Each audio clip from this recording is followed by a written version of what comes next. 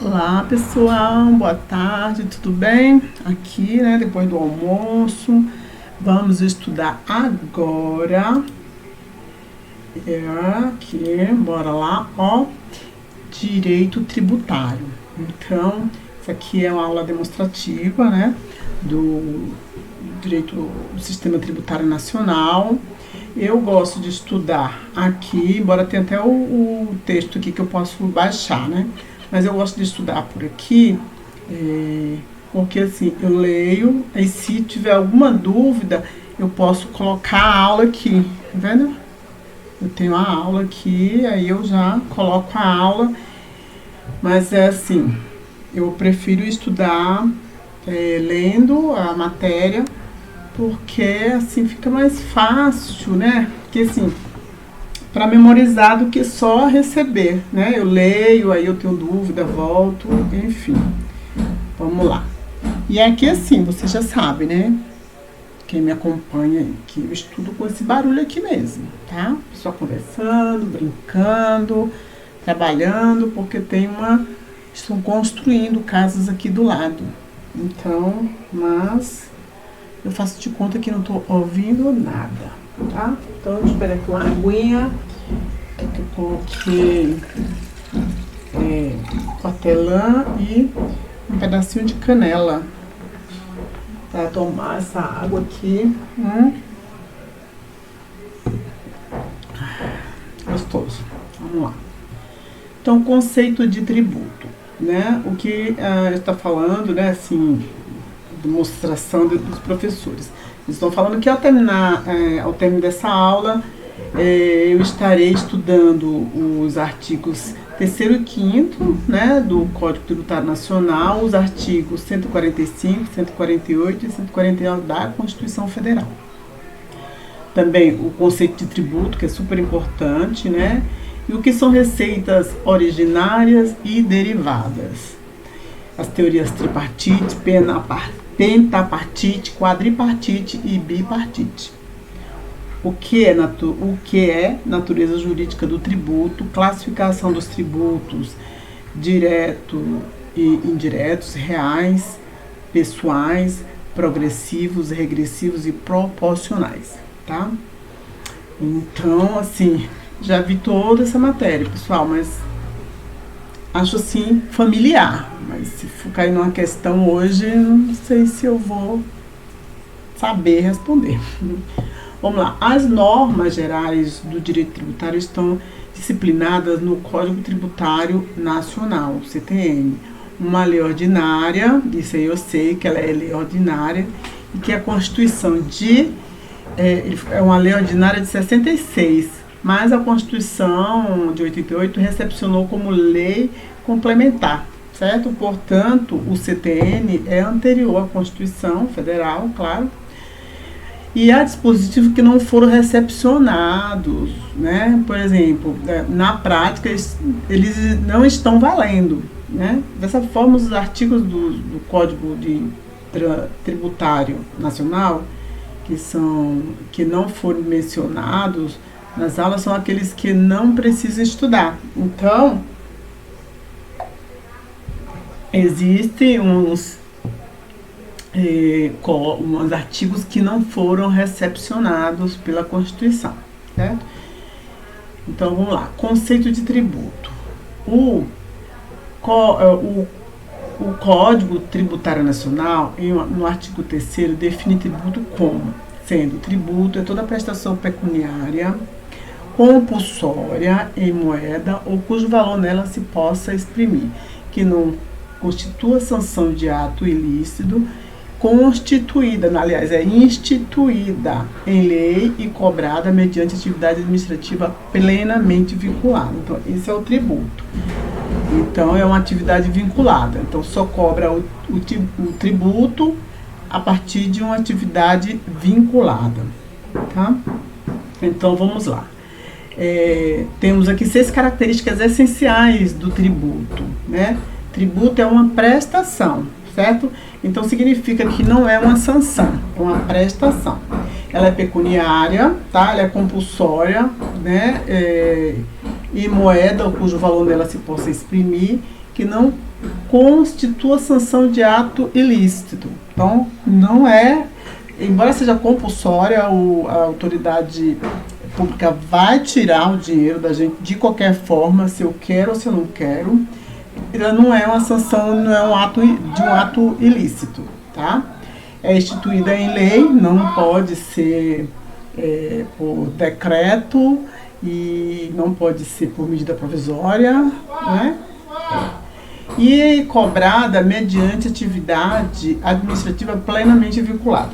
E aí, eu acho bem importante a gente estudar essa bem do início, porque olha só, prestação, o que é? Ó? É aquilo que é alvo de uma obrigação de dar, de fazer ou de não fazer algo. Numa relação jurídica, uma parte deve cumprir uma prestação, ou seja, dar, fazer ou não fazer algo, né? Você vê, isso aqui é do Código Civil, né? Então, é bem híbrido, assim, o direito tributário, né?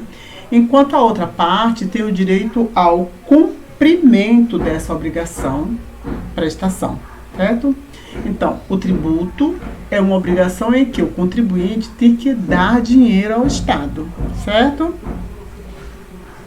Então, é isso. Essa prestação é o contribuinte dando dinheiro ao Estado. Então, se eu compro um carro e eu tenho que pagar o IPVA, eu sou obrigada a fazer esse pagamento do IPVA e aí eu tô pagando em dinheiro para o Estado, tá? Pecuniária. Pecúnia significa dinheiro. Portanto, o tributo é uma obrigação que deve ser paga em dinheiro, tá?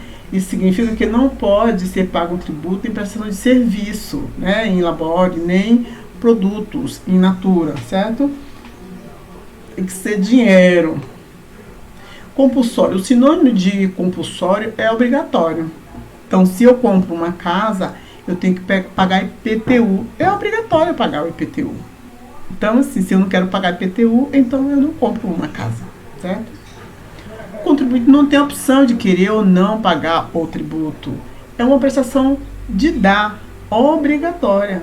Para facilitar a nossa memória, o tributo é uma obrigação obrigatória, tá? Não existe uma faculdade de eu, não, se eu quiser, se eu decidir, eu pago IPVA, porque eu tenho carro, eu pago IPTU, porque eu tenho casa. Não. E o imposto de renda? Também. Então, se eu não quiser pagar imposto de renda, é só eu não trabalhar, não ter dinheiro, porque se eu ganhar algum dinheiro, eu tenho que pagar imposto de renda. E tem mais, pessoal, vou revelar. Eu quero pagar muito imposto de renda, eu quero ganhar muito dinheiro, entendeu? Eu quero fazer muito dinheiro, mesmo que para isso eu tenho que pagar a parte do Estado, certo? Bom, e tem que ser em moeda, ou cujo valor nela se possa exprimir. Então, o tributo deve ser cobrado em moeda ou em algum valor que possa ser convertido em moeda. Seria o caso, né, por exemplo, dos indexadores, certo? Nesse contexto, a Lei Paulista sobre o ITCMD determina que a base de cálculo do imposto é o valor venal do bem ou direito transmitido. Exemplo, em moeda nacional ou em unidade fiscal do Estado de São Paulo. Exemplificando, em 2020, uma unidade fiscal do Estado de São Paulo está valendo R$ 27,61. Se o valor venal do bem imóvel é 27,610, né, 27,61, a base do cálculo do TCMD pode ser o valor em moeda, que é, né, esse valor aqui, ou mil unidade, né, o FESP, entendeu? Então, o tributo é cobrado em moeda e deve ser pago em dinheiro, pecúnia. Todavia, é possível quitar um tributo pagando com um bem imóvel, tá? Que, na forma determinada em lei, será convertida em moeda, tá? Então, vamos ver, tem aqui um asterístico. Estamos, de maneira muito superficial, falando de dação em pagamento em bens imóveis, uma das modalidades de extinção do crédito tributário. Então, se eu não pago, né, o Estado de São Paulo, estou devendo e digo que não tenho dinheiro, mas se eu tenho um imóvel, eu falo, olha, eu não tenho dinheiro, mas eu tenho esse imóvel aqui, né? Vamos ver aqui, tem uma atenção, atenção. Não é possível pagamento com bem móveis, quer dizer, não posso pagar com carro, pois, segundo o entendimento do Supremo, seria uma forma de administração por adquirir materiais sem licitação. Para mais informações, aí a gente tem que ver aqui o artigo 37, inciso 20, e também poderia ver aqui esse link, né? Então vamos lá. Que não constitua sanção de ato ilícito. Sanção de ato ilícito é uma punição por ter agido fora do que determina a lei. A multa é o exemplo clássico de sanção de ato ilícito no âmbito tributário. Todavia, o tributo não é e nunca poderá ser uma forma de sanção de ato ilícito. Portanto, não só pode, por exemplo, cobrar mais imposto de renda do político porque ele desviou verba pública, nem pode aumentar a taxa de coleta de lixo de uma residência porque lá são lançados resíduos sólidos em desacordo com a lei, com a legislação específica. Então, tem que ser realmente, não constitua realmente uma sanção de ato ilícito. Instituído em lei, por quê? Vamos ver aqui. O tributo só é devido se estiver previsto em lei, tá? Lei em estrito senso, essa é uma regra sem exceção. Sem a lei, não há tributo. A medida provisória, segundo o entendimento do STF, pode instituir tributo, mas no caso dos impostos, só produzirá efeito no exercício financeiro seguinte, se houver sido convertido em lei, até o último dia daquele ano, né, em que foi editada. Então é isso, aquilo que eu falei, por lei. Agora, a medida provisória, como ela tem força de lei, ela pode sim, mas desde que seja cobrado no ano seguinte, se até 31 de dezembro ela tiver sido convertida em lei, né? Aí tem aqui uma nota. A medida provisória constitui instrumento idôneo para a instituição, majoração ou extinção de tributo, considerando que a Constituição Federal, ao estabelecer como ato normativo primário, não faz nenhuma restrição em relação à matéria. Bom, então, pode sim, mas desde que no ano seguinte que vai ser a cobrança, certo? Então tá, cobrada mediante atividade administrativa plenamente vinculada. Como que é isso? Atividade administrativa pode ser vinculada ou discricionária. Discricionária é uma atividade que permite o juízo de valor quanto à conveniência e à oportunidade de exercer, sempre dentro dos limites da lei. Já a atividade vinculada é aquela que obedece estritamente às determinações legais, ou seja, a lei define todos os elementos do ato que deve ser praticado pelo agente, sem margem para agir diferente do que está estabelecido. Portanto, o agente público que cobra o tributo deve seguir rigorosamente o que determina a lei. Isso significa que o auditor fiscal não pode, por exemplo, com pena do contribuinte, deixar de cobrar um tributo, nem com raiva do sonegador cobrar tributo que não lhe é devido para compensar o prejuízo causado à fazenda pública. Não pode. Então tem que estar na lei mesmo. E assim, além de ter lei para ser criado tributo, ela é cobrada, realmente é vinculada. Você não pode cobrar nem mais nem menos, tem que cobrar o que está ali estabelecido, tá? Então vamos lá, aqui tem um resumo, né? Pecuniária é pago em moeda, compulsória não depende da vontade do particular, do contribuinte, é uma obrigação obrigatória em moeda, ou cujo valor possa ela possa exprimir, é aquilo, né? Que pode ser o que em São Paulo fez, né? Que fez uma unidade que vale um dinheiro, né? Mas pode, então, exprimir em dinheiro. Ou, no caso do imóvel, né? Que eu estou devendo para o poder público. E aí eu falo, olha, eu não tenho dinheiro, mas eu tenho aqui um imóvel. Que eu entrego o imóvel, não pode ser móvel, é um imóvel. E esse imóvel ele é convertido em dinheiro, né? Então, é vendido e o Estado converte o meu imóvel, pagamento que eu estou dando, em dinheiro, tá? E não constitui sanção de ato ilícito, né? Não pode ser usado para punir o contribuinte, tá? é necessário lei estrito sensu para a instituição de um tributo.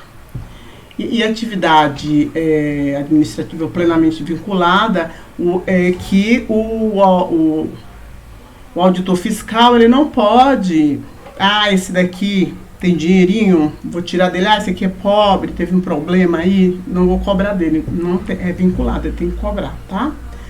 Vamos ver, tem uma questão aqui, vamos ver se eu entendi. Segundo determinados autores, a receita pública é toda a entrada numerada nos cofres do Estado, podendo ela ser originária, proveniente do patrimônio do Estado e derivada proveniente de tributos. Ok.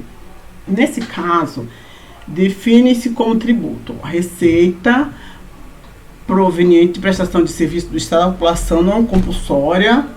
Ela é compulsória, então não dá. Toda prestação comercial não compulsória, não é aqui, porque ela é compulsória. Toda prestação pecuniária compulsória em moeda ou cujo valor nela possa exprimir, que não constitua sanção de ato ilícito, instituída em lei e cobrada mediante atividade administrativa plenamente vinculada. Gente, é essa.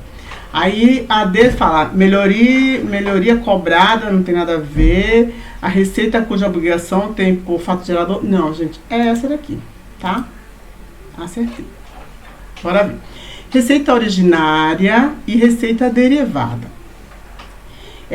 Receita originária e derivada são classificações da receita pública, quando o ente federado age como se fosse um particular. A receita recebida é classificada como originária. Por exemplo, quando a União aluga um imóvel dela para um particular, o valor recebido pelo aluguel é considerado uma receita originária, que aí foi do patrimônio, né? Foi do patrimônio da União, não foi de tributos, né? Tá. Mas quando a receita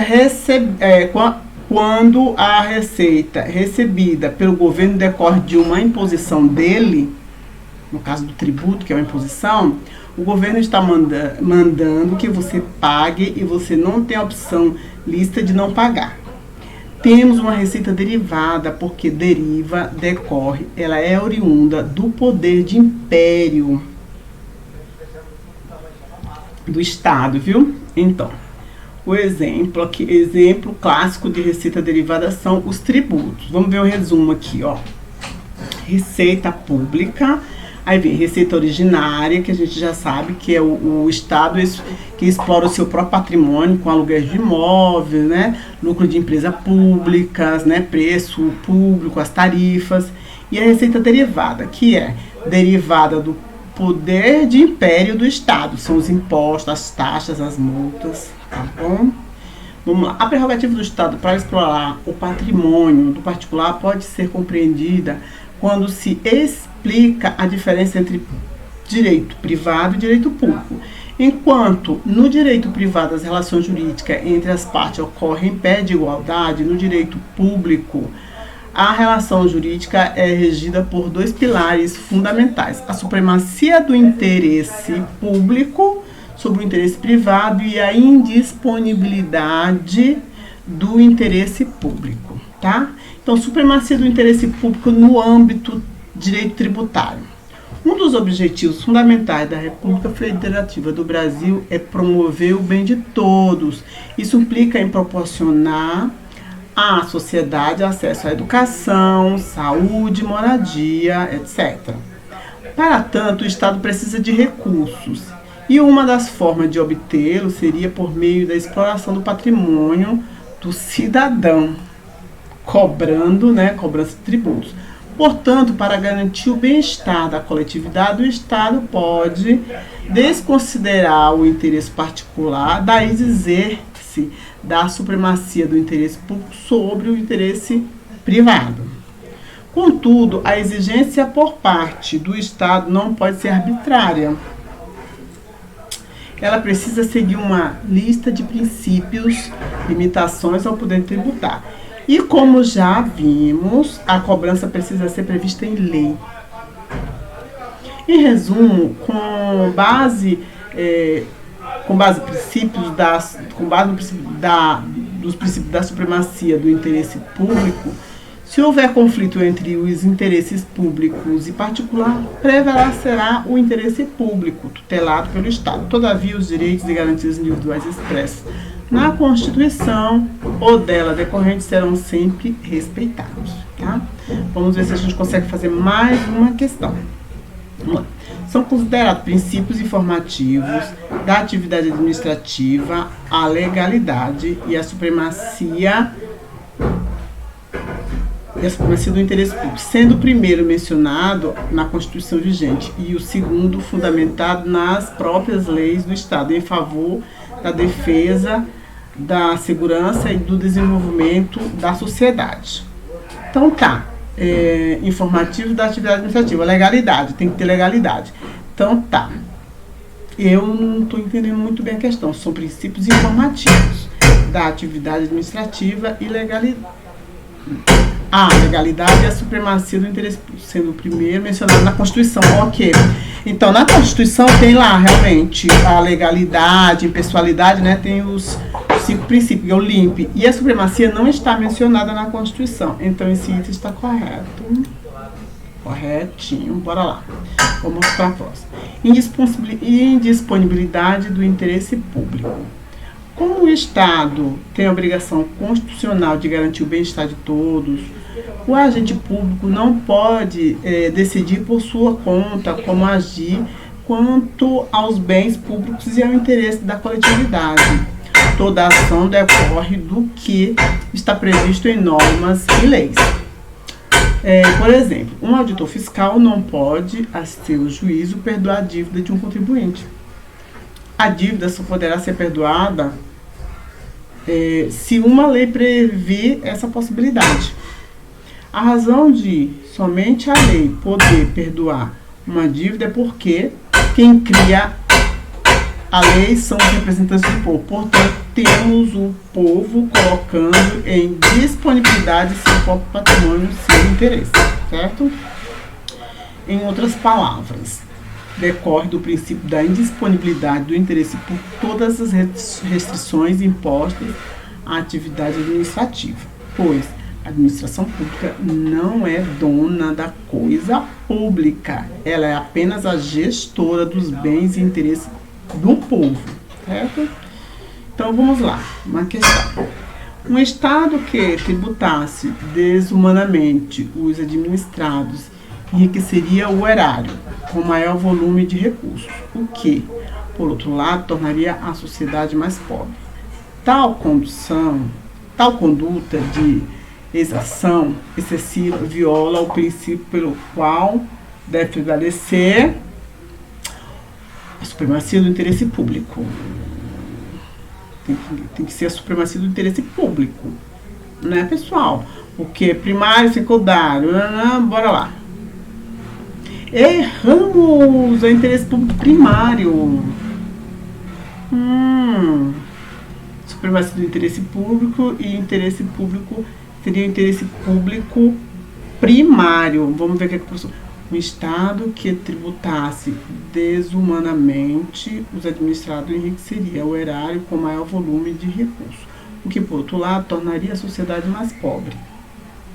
Tá certo, então, tornaria a sociedade mais pobre. Tal conduta de exação excessiva viola o princípio pelo qual deve prevalecer, que é o interesse público primário. A professora fala, nossa, tudo isso... Bora ver aqui, interesse público primário. É aquele relativo ao interesse da coletividade, tá? Entendi. O interesse público secundário. Agora, esse é a letra B, que é a questão. E eu coloquei como se fosse a letra...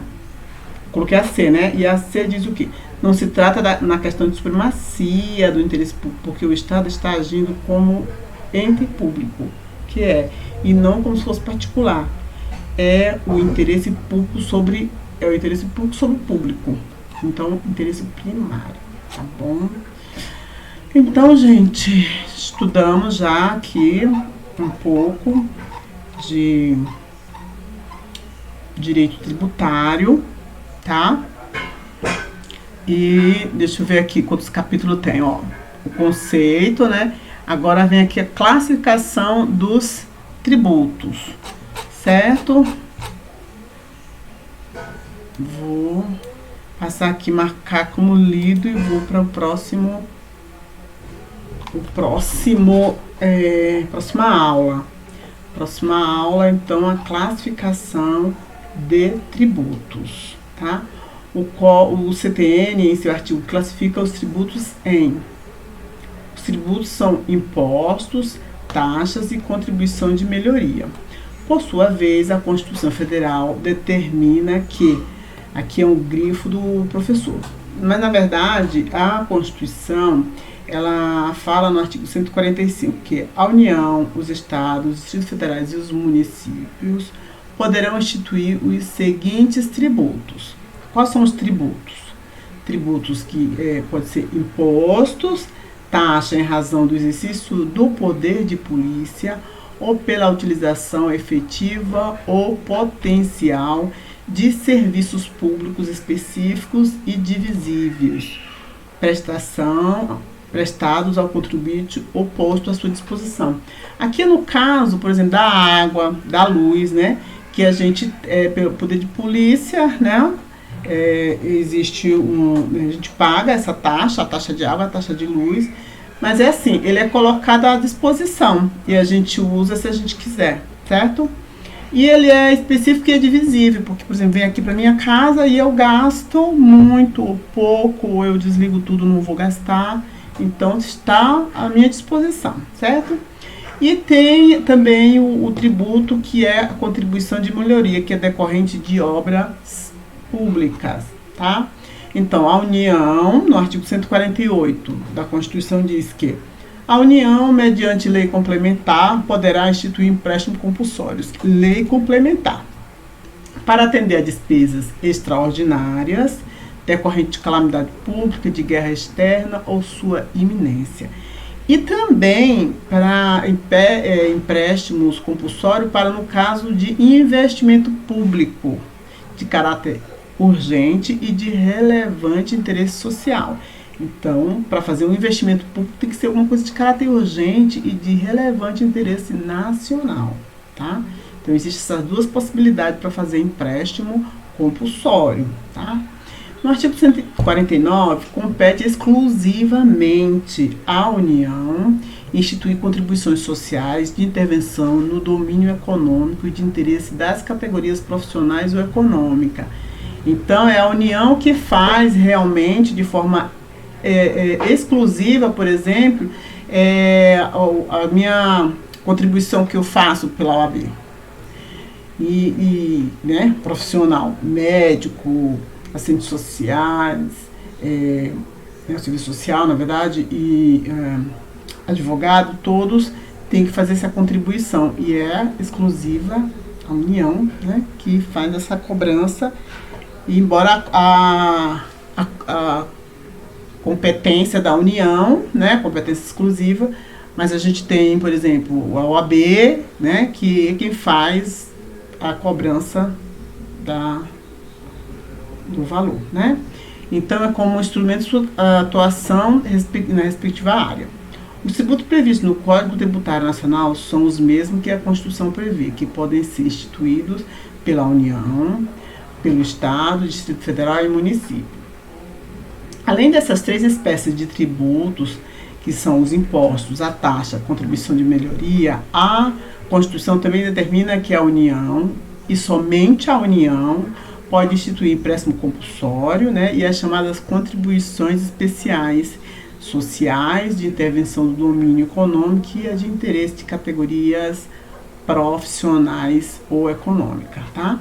Aqui, ó, no caso das contribuições sociais, a União, os Estados, Distrito Federal e os municípios instituirão, por meio de lei, contribuições para o custeio de regime próprio de previdência social, tá? Então, tem isso também, que é a contribuição social, né, que é feito o desconto, né, do servidor, do funcionário público, para custeio, né, da previdência social, né, regime próprio de previdência social. Na doutrina, há quem diga que no total são 5 espécies de tributos, Outros estudiosos afirmam que são 4, e ainda existem os que classificam em apenas 3 espécies. Cada uma dessas classificações é objeto das teorias pentapartite, quadripartite e tripartite, respectivamente, né? Há também quem defenda a teoria bipartite, ou dualista ou bipartida, em que são tributos apenas os impostos e as taxas. Na teoria tripartite, para a teoria tripartida ou tricotômica, os tributos são os 3 elencados no CTN, que é o imposto, a taxa e a contribuição de melhoria, tá? Esses são os que tem Agora, a atual Constituição, ela, além desses 3, a Constituição também, né, ela fala do empréstimo compulsório e das contribuições especiais, né? E aí, por isso, na Constituição é a penta, né? Essa daqui que é a pentapartida. Quer? Peraí. Ai, eu tô cansadinha, gente. Mas calma, porque tem professor que dá 3, 4, 5. Pentapartite. Certo? Vamos ver essa questão aqui.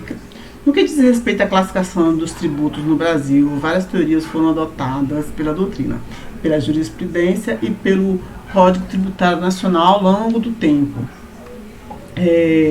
Sempre tendo havido divergências sobre a classificação dos tributos e, consequentemente, sobre a teoria adotada.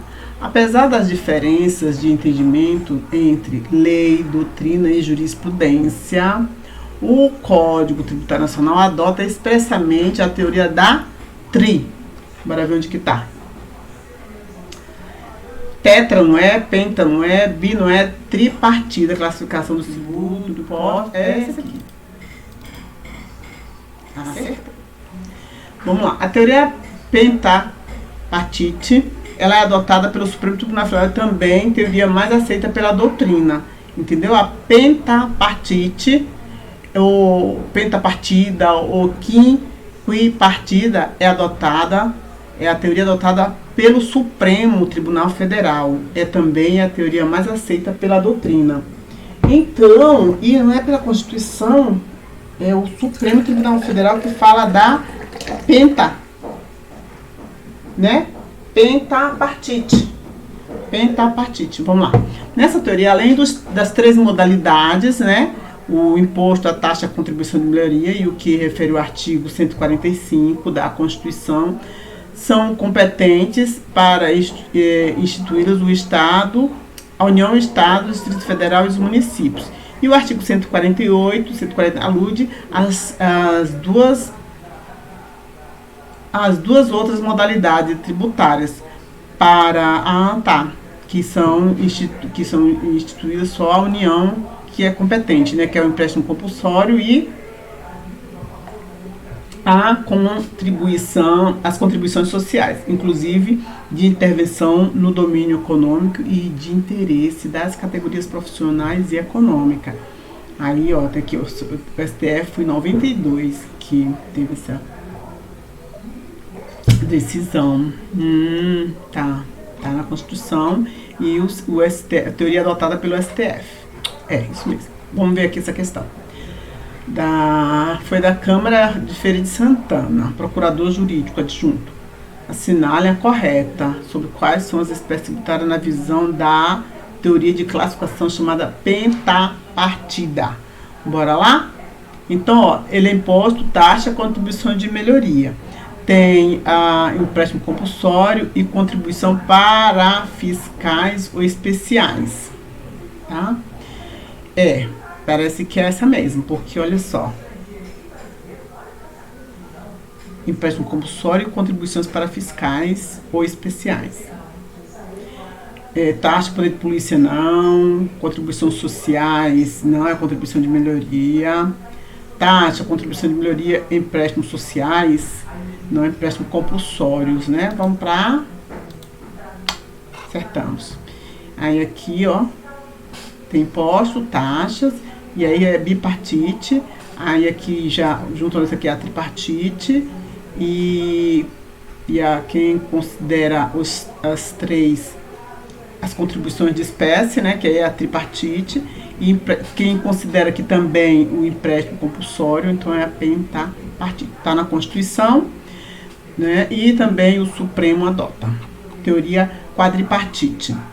Para o defensor da teoria quadripartite, todas as contribuições de melhorias sociais e de intervenção do domínio social de interesse de categorias profissionais e econômicas fazem parte do mesmo grupo. Portanto, os tributos da teoria quadripartite são impostos, taxas, contribuições, que aí seria todas as contribuições fazem parte aqui, né? Contribuição de melhoria, a contribuição, o domínio econômico, então fica tudo aqui. Não deixa de ser interessante. E o empréstimo compulsório, né? Então é isso. Tá bom, pessoal? O que mais? O que nós temos aqui? Vamos lá para o próximo. Bom, natureza do tributo. Bom, gente, eu vou fechar essa aula, tá? E porque eu vou estudar, assim, sempre estudo uma matéria, né, um pouco, eu não sei quanto tempo tem essa aula, mas tudo bem, eu vou fechar assim mesmo, porque assim, eu tô assistindo a aula, né? E gravando, e aí eu fico falando, então eu fico mais cansada com a voz, mas isso é importante para que eu possa já ir me familiarizando, né, com essa coisa de, sei lá, da aula, nunca se sabe. Mas deixa eu ver aqui, vamos ver aqui os capítulos que tem, ó. Tá bem longe de terminar todos esses capítulos para poder depois fazer essas questões, tá? Mas então, eu vou fazendo questões no... Oi, olha, estão me chamando, né? Eu vou ter que desligar, tá bom?